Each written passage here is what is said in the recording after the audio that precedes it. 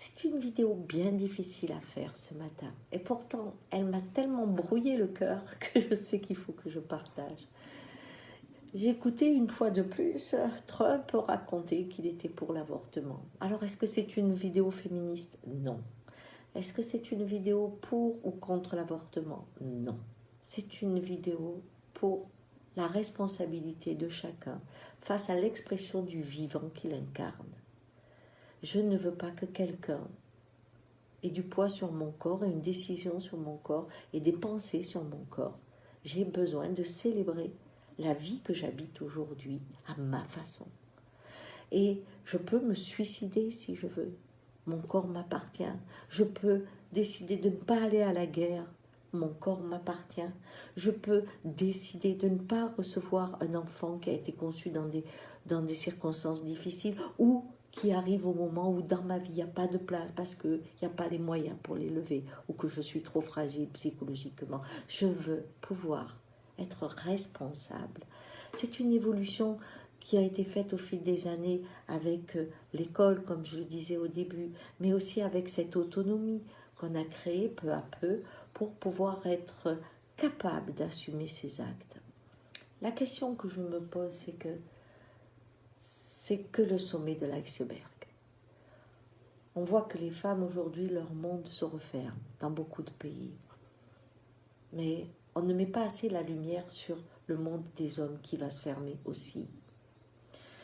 Si vous regardez en 3 ans, une personne qui est arrivée sur un radeau, ces réfugiés, qu'on était un peu triste ou pas touchés, mais en tout cas qui n'inspiraient aucune violence, deviennent aujourd'hui des ennemis et des menaces. 3 ans.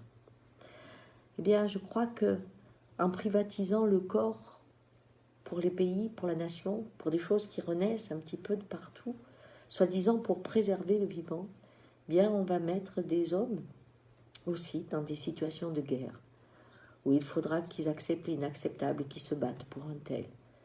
Quand la vie fait que le politique reprend des droits sur le corps, politique ou religieux, c'est pareil. C'est une vision du monde qui met l'individu dans un état de dépendance à l'autre, mais pas la dépendance heureuse, non, la soumission par la peur.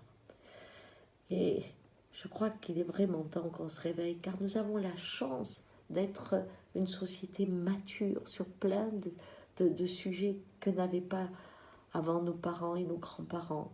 Et donc, nous pourrions aspirer à protéger le vivant en toute conscience. Si je commence à protéger le vivant chez moi, je vais le protéger à l'extérieur.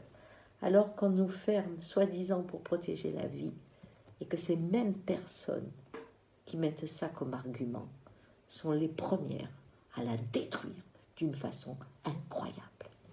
C'est cela qui m'effraie le plus.